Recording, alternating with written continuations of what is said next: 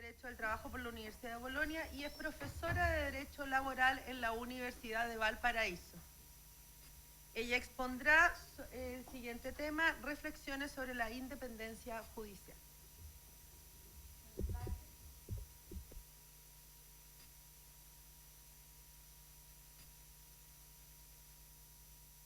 Buenas tardes, señora ministra de la excelentísima Corte Suprema, doña Rosa María Maggi, señor presidente de la Corte de Apelaciones de Valparaíso, don Raúl Mera Muñoz, ministros y ministras, autoridades y todos quienes asisten hoy a esta actividad.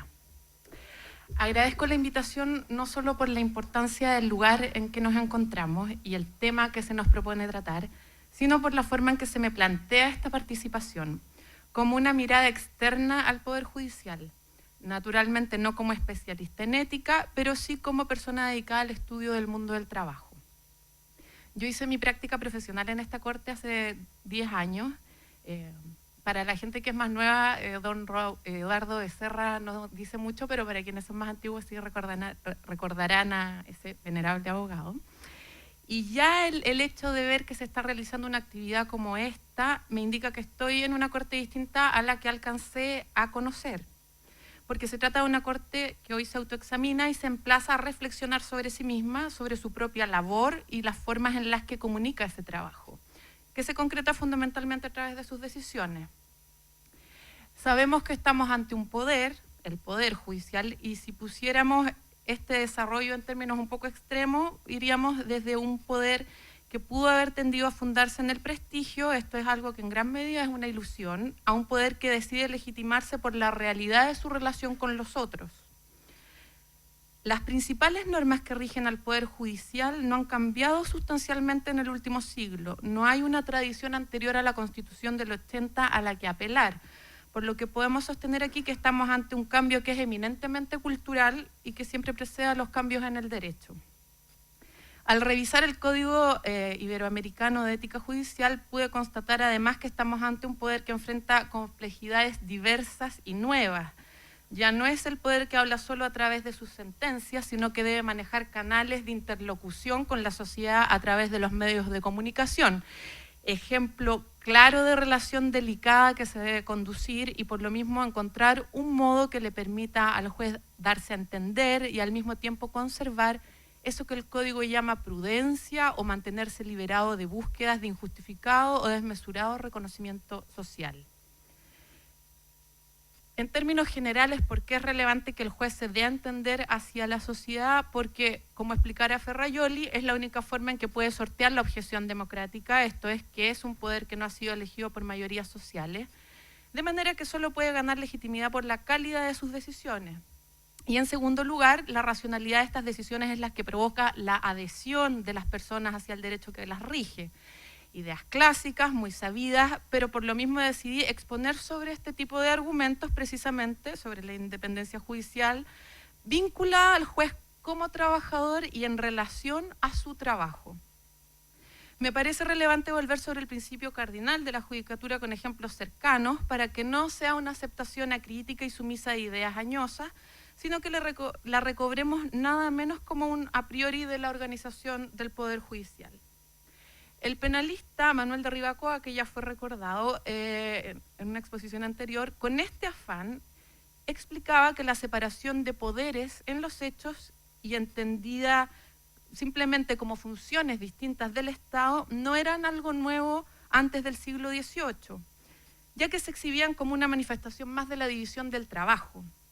Lo nuevo, en cambio, fue concebir y ordenar racionalmente la organización del Estado, basándose para ello en sus diversas funciones como método y supuesto de un objetivo prefijado, garantizar la libertad individual. La independencia judicial, sabemos que significa que el órgano judicial, cualquiera sea su jerarquía, ejerce o realiza por igual en la órbita de sus competencias la soberanía del Estado y ha de ser, por ende, idénticamente independiente. Se distingue de un lado la independencia externa, esto es respecto de los demás poderes del Estado, y la interna o funcional, es decir, que cualquiera que sea la composición del órgano judicial o jerarquía, dentro de las materias de su competencia, es independiente respecto de los restantes órganos. La independencia externa tiene una mayor connotación pública y es suficientemente comprendida en su significación política. Sin embargo, la independencia interna ocupa un lugar más discreto en el debate público general, aunque probablemente es mucho más avasallada diariamente y ello con repercusiones funestas para los justiciables. En otras palabras, los justiciables no suelen tener claridad sobre hasta qué punto incide en las decisiones que toma el Poder Judicial a su respecto la independencia interna. Cuestiones como la forma de acceso y promoción de los jueces a la institución, las facultades disciplinarias que tienen los tribunales superiores respecto de los inferiores, y en Chile se trata de un problema irresuelto y que no tiene pasado al que recurrir. Es un problema para enfrentar hoy y que probablemente exige un corte con la tradición. Tanto la Constitución de 1980 como la de 1925 ambas constituciones consagran un poder judicial fuertemente jerarquizado y ambas radican el poder en el vértice que constituye la Corte Suprema. Tienen prácticamente el mismo régimen de nombramiento de los jueces. Ambas constituciones establecen que la Corte Suprema, a solicitud del presidente de la República o de parte interesada o incluso de oficio, pueden declarar que los jueces no han tenido buen comportamiento y ordenar su remoción. Esta decisión, en el caso de la Constitución del 80, tiene un quórum más bajo que el de la del 25, pero el diseño es más o menos igual. Las dos constituciones le asignan la facultad a la Corte Suprema de acordar con el presidente, proponerle permutas o traslados en vez de la sanción de remoción. Tanto la Constitución de 1980 como la de 1925 radican la superintendencia directiva, correccional y económica de todos los tribunales de la Nación en la Corte Suprema.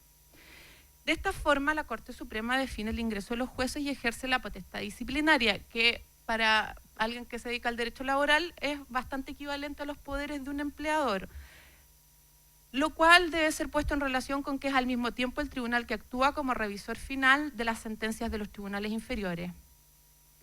El que quien ostenta poderes de empleador sea quien revise principalmente la aplicación del derecho en función nomofiláctica, provoca un problema para la independencia interna de los jueces, ya que se generan incentivos extrajurídicos para alinearse en muchos casos a la doctrina de los tribunales superiores, en la medida que de ellos dependen las proyecciones de carrera de los jueces inferiores. Esto ha sido puesto en el debate público y analizado en extenso por la Asociación Nacional de Magistrados, quienes a partir de eso han elaborado sus propias propuestas acerca del tratamiento que debe darle una nueva constitución al Poder Judicial, sosteniendo que los aspectos relacionados a la carrera de los jueces deben dejar de estar a cargo de los tribunales superiores de justicia. Es fácil observar que esta discusión entraña un debate que implica quitarle poder a un poder, en particular a la Corte Suprema, pero al mismo tiempo significa restituirlo en el único sentido que es valioso socialmente que sea un poder, en su labor de declarar el derecho. Un futuro diseño institucional, si se decide enfrentar el tema de la separación del llamado gobierno judicial y la función jurisdiccional, deberá tener en cuenta algunas cuestiones complejas y centrales. La primera a enunciar es que la disciplina jerarquizada es opuesta a la independencia y calidad del juzgamiento. Como sostuviera Unamuno, la disciplina jerarquizada atrofia y estropea aquella especie de inteligencia necesaria para el buen juzgar. El buen juzgar exige ante todo y sobre todo independencia de criterio, y la disciplina jerárquica, así como el detestable y dañosísimo espíritu de cuerpo, ahogan toda independencia en él, dice Unamuno.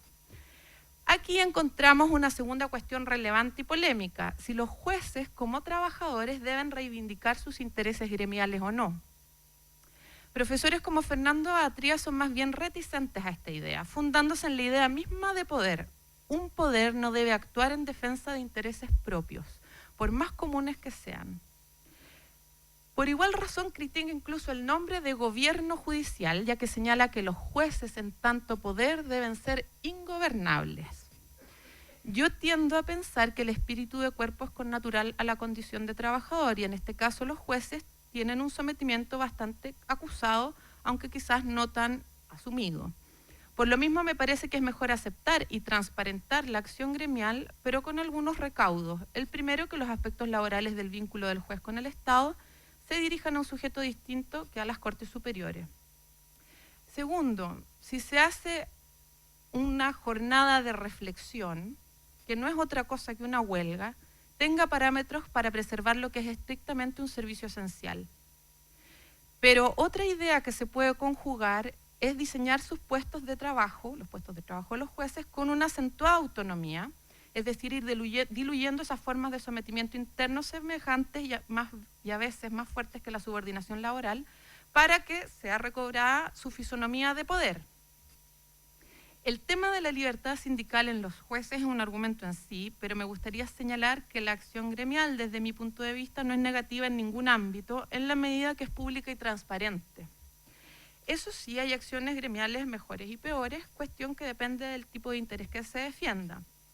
Desde ya podemos decir que muchos de los temas que hoy se están abordando han sido insistentemente promovidos por las asociaciones de jueces. Y no se trata de meras reivindicaciones salariales o condiciones de trabajo, sino que es una reflexión en torno a la propia labor. Ir transformando un poder que se pensó para un Estado absoluto a uno que se adecue cada día más a un Estado social y democrático de derecho. Y esa es una acción dinamizadora de la democracia que probablemente quien conoce internamente el Poder Judicial es el que está en mejores condiciones de hacer. Para cerrar, quiero ir a un último ejemplo que ha llamado mi atención en los últimos meses y que apunta a la independencia de los jueces en acción, ejecutada por medio de sus resoluciones y que se enfrenta a complejidades nuevas como las que enunciara al comienzo sobre los medios de comunicación. Me voy a referir a una sentencia de la Corte de Apelaciones de Santiago, el fallo Action Line, cuya unificación fue rechazada por la Corte Suprema, y que básicamente se trata de un caso de trabajadores que hacen una huelga típica, brazos caídos por 4 horas, no en el contexto de la negociación de un contrato, sino que por reivindicaciones salariales. La Corte de Apelaciones de Santiago lo que hizo fue reconocer en esta acción manifestaciones de la libertad sindical, en particular y que no estaban, como decía, en el contexto del libro cuarto del Código del Trabajo, lo que produjo cierta alarma en el mundo jurídico que se expresó en forma potente por los medios de comunicación. Sin embargo, resulta muy llamativo y digno de analizar que lo que se hizo en esta sentencia reprodujo algo que ya existía en varios fallos anteriores de distintos tribunales del país, incluida esta jurisdicción. De manera que una pregunta que queda por responder es por qué provocó tanta alerta en un sector de la comunidad jurídica. Y desde mi punto de vista, lo único que encontramos en ella es una argumentación jurídica diversa y que no es solo una decisión casi intuitivamente orientada a una posición correcta para mí, como había sucedido en estas otras sentencias anteriores. La doctrina en cuestión es la que sostiene que si la huelga es un derecho fundamental, y en esto sí hago una digresión, que sobre eso acabamos de alcanzar un inédito consenso con el requerimiento ante el Tribunal Constitucional, ya que esto fue planteado así por los requirentes y acogido por el Tribunal Constitucional, que la huelga es un derecho fundamental. Si esto es así, la sentencia señala que su interpretación, de acuerdo a la Convención Americana de Derechos Humanos, debe ser extensiva y favorable al ejercicio del derecho fundamental. La Corte sostuvo además que si nos encontramos en el ámbito del derecho privado, todo aquello que no está expresamente prohibido está permitido, de manera que hay que ver si este ejercicio de negociación colectiva en sentido amplio y huelga, fuera del procedimiento de negociación de un contrato, está prohibido por alguna norma, y constatamos que no, ya que los casos prohibidos son los de los funcionarios públicos, las llamadas empresas estratégicas y el caso de la Ley de Seguridad Interior del Estado. La Corte de Apelaciones de Santiago en eso se volvió aparentemente más peligrosa, ya que comunicó por medio de su fallo una doctrina que era replicable en futuras decisiones. Otros tribunales igualmente independientes, para oponerse a esta doctrina, solo podrían levantar una doctrina diversa que se hiciera cargo de los argumentos y los contrarrestara con al menos equivalente solidez. Es evidente que acá la independencia es imprescindible, pues lo que se le pediría a los futuros jueces es que hagan abstracción ante todo de sus convicciones personales respecto a un tema que suele atemorizar a parte de la población.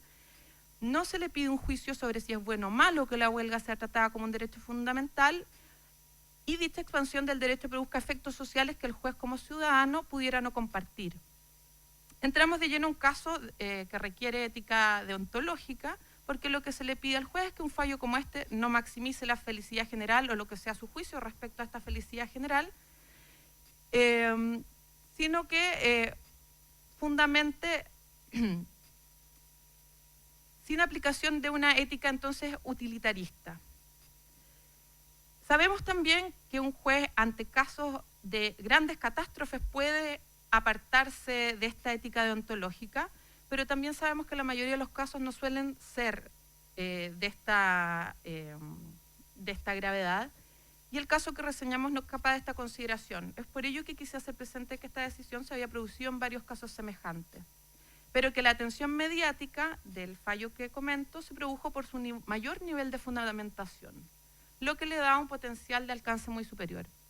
Este, por otra parte, es un elemento positivo porque comprueba que el Poder Judicial, a través de decisiones motivadas racionalmente, es efectivamente un poder. Pero es aquí donde vemos nuevas complejidades en la independencia de los jueces, cuyas decisiones pueden ser caricaturizadas o distorsionadas por los medios de comunicación, cuyo acceso no es igualitario en la sociedad, que, entre paréntesis, es una de las razones por las que se valora la huelga como ámbito para hacer valer posturas subalternas en la sociedad. Hablo de caricaturas en las que pueden participar incluso otros actores del sistema y que demuestran la importancia en general de la independencia de quien hace juicios con algún tipo de autoridad en la sociedad. Aquí voy a ir a un ejemplo muy, digamos, cotidiano en cierta forma, pero que se produjo a través de los medios de comunicación. Un profesor, que también es litigante, comentando este fallo con la diferencia de un mes, en el Mercurio, en marzo, acusó a la Corte de Apelaciones y a la Corte Suprema por no haber acogido la unificación, de estar vulnerando la separación de poderes y atribuirse competencias normativas, porque entonces dejaba en nada el debate que se estaba produciendo en ese momento en el Poder Judicial.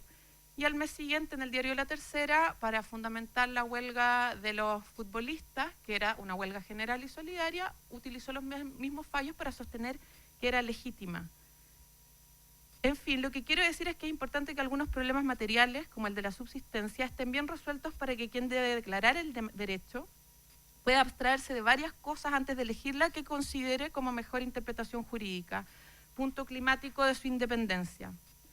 No importar quiénes son sus jefes, cuáles son sus temores personales dentro de la sociedad, en el ejemplo las aprensiones respecto a la huelga, aquí se dieron otros, o la forma en que sus decisiones pueden ser torcidas a través de los medios que no controla, como los medios de comunicación.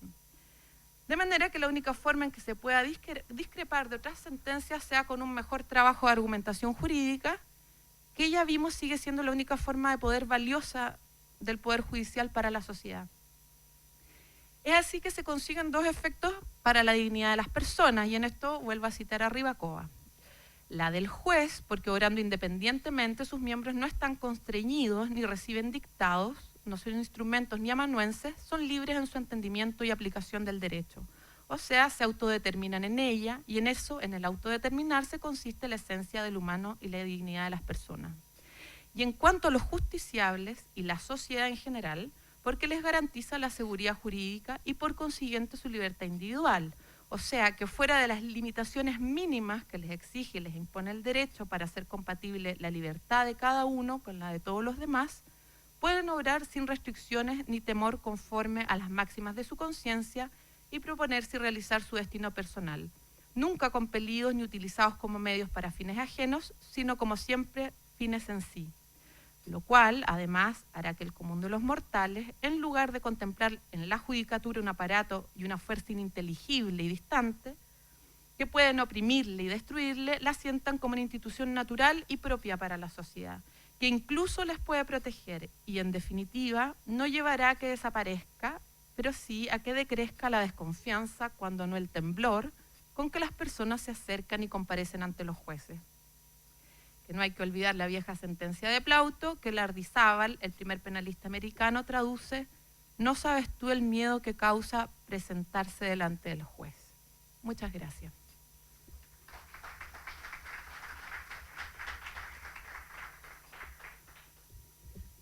Damos las gracias a la profesora, doña Daniela Marci. Se entrega la palabra por si quiere hacer algún tipo de pregunta o algún tipo de comentario.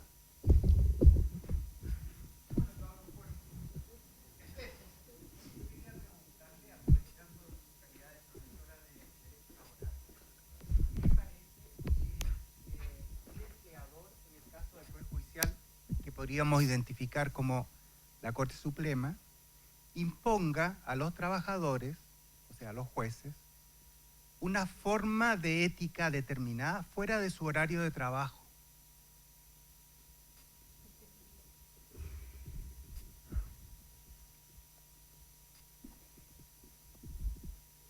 A ver, yo tengo más dificultades probablemente que ustedes con aceptar que se pueda imponer a ciertas personas criterios morales, que a mí me parece que son disposiciones personales y actitudes que están dentro del ámbito privado y fuera del horario de trabajo. Yo entiendo que eso simplemente se puede matizar esa libertad que tienen todas las personas, y en este caso los jueces, en el entendido de lo que se señalaba al principio, que son personas que toman poder, o sea, que toman decisiones respecto de otros, y que esas conductas, como por ejemplo podría ser conducir en estado de ebriedad, el típico ejemplo, destruyen esta idea de rectitud que debe ser más presente en una persona como el juez. Pero la verdad, y en esto es una opinión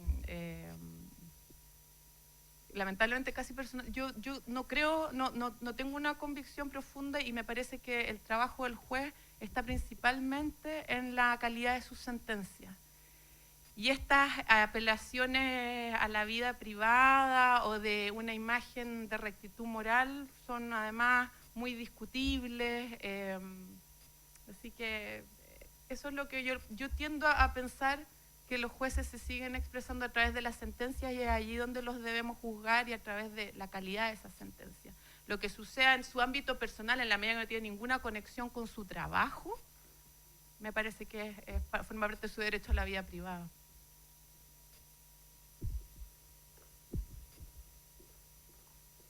Yo ahí tengo una visión un poco distinta, pero primero yo no creo que sea la Corte Suprema la que impone normas éticas. De hecho, estamos hablando en este caso de un código americano, ¿no es cierto?, que no es de la Corte Suprema, no es una invención de la Corte Suprema. Y además hemos hablado de ciertos principios que emanan de distintos textos normativos, partiendo por la propia Constitución. Además está el hecho de que efectivamente ejercemos un cierto poder respecto a los demás, lo que nos da ciertas obligaciones, también lo dice el propio código. Y creo que, por cierto, hay que matizar, desde luego no se trata de hacer una caza de brujas, ni una persecución, ni de ponerse moralistas aquí, pero hay ciertas reglas, ciertas virtudes, ciertos principios éticos, que es verdad que algunos de ellos pueden ir cambiando con los tiempos. Y cuando cambia con los tiempos, cambia la exigencia, naturalmente, pero eso ya es cultural. Pero en tanto estén, y en general algunos que tienen que ver con la rectitud, con el buen obrar, con la honestidad en el obrar, son exigibles a los jueces en su vida privada. Yo no me imagino un juez, por ejemplo, que no le pague las imposiciones a la persona que trabaja en su casa y sencillamente oculte eso y de pronto se sepa y no le pasa nada porque eso no era un fallo. Bueno, hay una cierta... No puede ser juez del trabajo, por ejemplo, y está infringiendo obligaciones básicas de sus trabajadores. O un juez, qué sé yo, porque golpea a su señora. Entonces, o la maltrata psicológicamente. Pero bueno, eso es en su casa. No, yo creo que hay ciertas normas que las está dando. Incluso algunas superan lo propiamente ético y entran ya en la infracción jurídica. Claro. Y otras, bueno, quedan claramente en lo ético, pero estamos hablando de infracciones al deber de rectitud, de honestidad, no a las cuestiones de la moralina, por así decirlo, ¿eh? de la moral ya más personal, que eso antiguamente sí, pero eso a hoy día a nadie se le ocurriría exigirlo a un juez.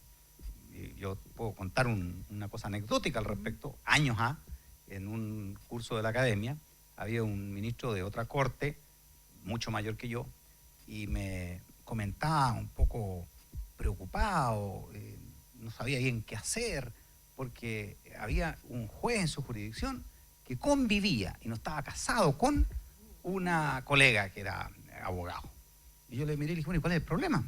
Pero es que un juez no puede ser que no esté... Mira, le dije yo, agradece que convive con una mujer, porque si convive con un hombre tampoco puede hacer nada. O sea, eso no es asunto nuestro, en definitiva. Claramente eso ya no es asunto nuestro. Lo fue hace 50, 60, 70 años, no nos toca juzgarlo, son otros tiempos.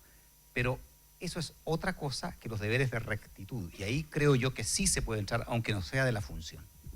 Yo, solo por complementar, y sobre todo porque este tema está muy presente en todas las instituciones que se están digamos, mirando a sí misma en el caso de la universidad, por ejemplo, con cuestiones que antes entendíamos que eran privadas y ahora claramente sabemos que son de connotación pública, como el caso de los acosos. Yo creo que todas las instituciones están haciendo este tipo de reflexiones, pero ahí vale la pena quizás ir y ver cuando estamos hablando de moralina y otros que tengan que ver con infracciones legales, porque, y lo pongo solo como para agregar algo más al debate, estas facultades tienen una contracara, que es que aumentan los poderes de los empleadores, de cualquiera sea el empleador. Entonces uno tiene que intentar que no sean cuestiones muy difusas, de hablar de ética de forma muy etérea, y que estemos seguros que son cuestiones relevantes y que tienen alguna conexión con el trabajo que uno hace, porque si no se corre el peligro también de que con eso se están aumentando los poderes de quien ya tiene poder, en este caso los empleadores, y a veces se utilizan en forma no tan ética tampoco, porque aumentar la autoridad en los lugares de trabajo es algo que siempre se debe hacer con muchísimo cuidado. Entonces, ahí yo pienso que estamos en unos tiempos en que pudieran parecer más liberales, pero por otro lado entran algunos discursos que a lo mejor por no estar muy aterrizados generan cierta incertidumbre y que hay que darse el trabajo de analizar más en profundidad, que me parece muy interesante además.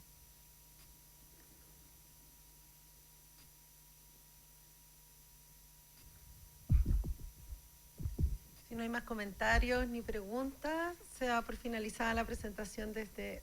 Iva, ¿querías preguntar algo?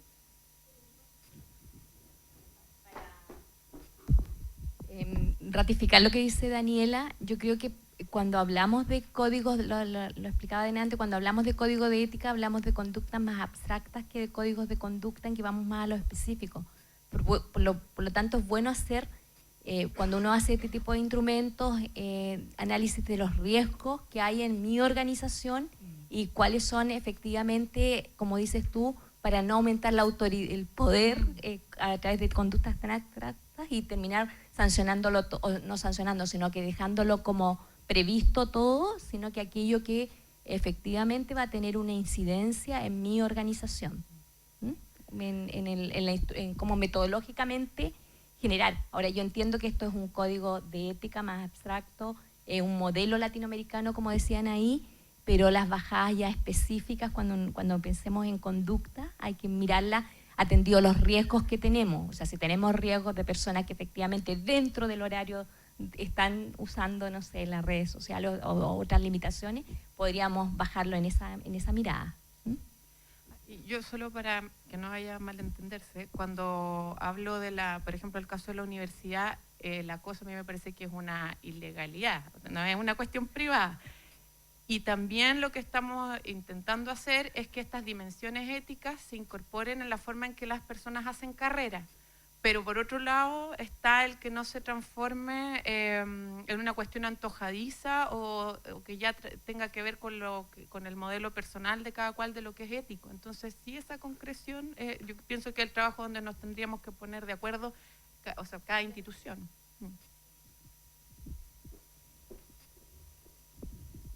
Una muy breve reflexión solo para cerrar, quizás la clave lo de el que haya o no vulneración de derechos de terceros. Más allá de que hay una norma específica que lo sancione penal, civil, administrativamente, pero cuando está en juego el derecho de terceros por un acto o una omisión, ¿no es cierto?, juego gravemente, creo que ahí claramente hay que intervenir más allá de que sea o no dentro de la función, porque eso se opone a la integridad del juez. Cuando son modos de vida particulares que no afectan a terceros, eso ya es cosa de cada cual. Es mi parecer.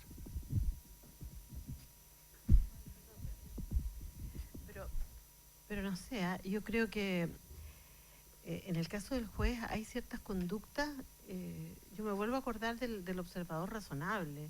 En realidad, un juez que tiene una conducta, no es porque lo diga el código o porque lo imponga la autoridad que está, la autoridad judicial o la Corte Suprema, en realidad hay una sanción social de aquellas personas que no están dispuestas a ser juzgadas por alguien que no representa un modelo ético aceptable.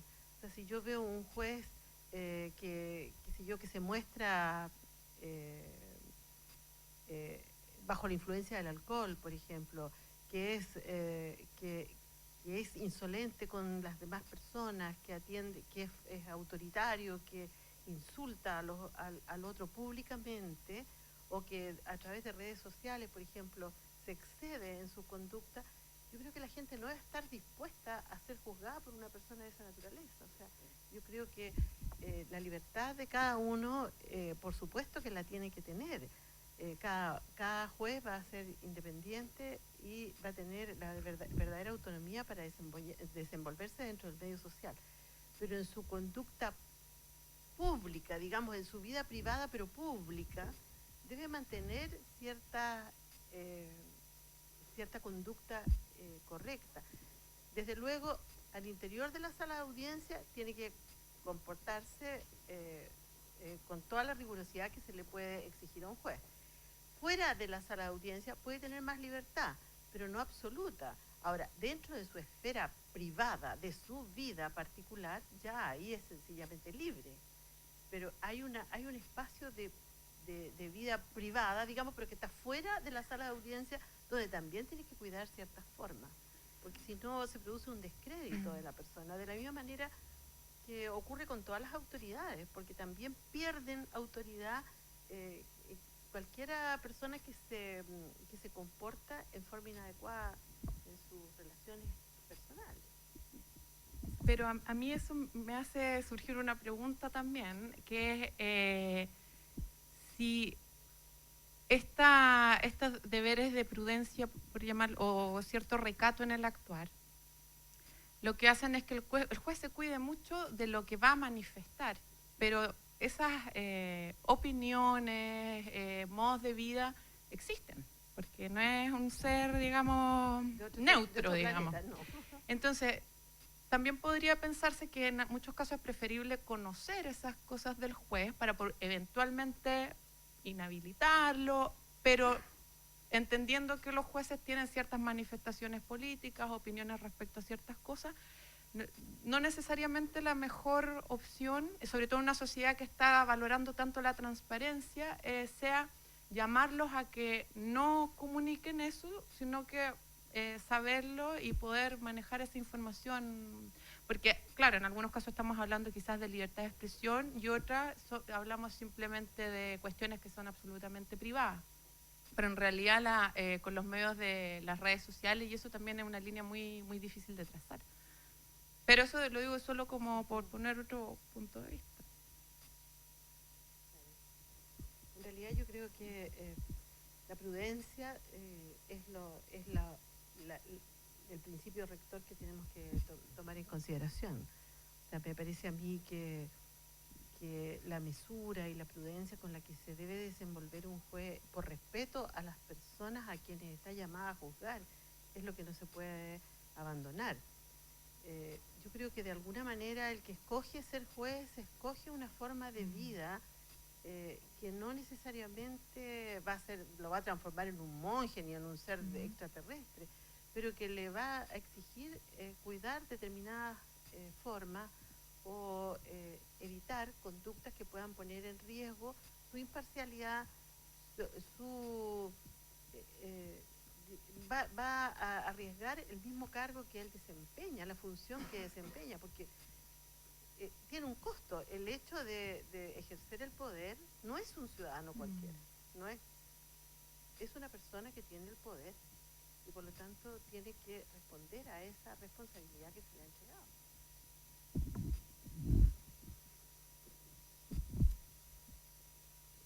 ¿Existe alguna otra pregunta? ¿Algún otro comentario?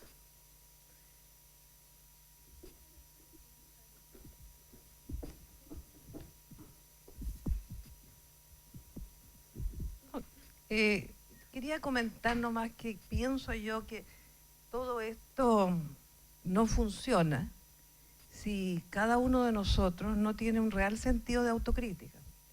Porque la única manera de saber si estamos equivocados, estamos haciendo bien, estamos cumpliendo con todos estos principios que creo yo que todos debemos reunir, tenemos que hacernos preguntas. Y si no las hacemos, seguimos cometiendo los mismos errores, si es que creemos que cometemos errores. Así que yo creo que hay que hacer un llamado en ese sentido.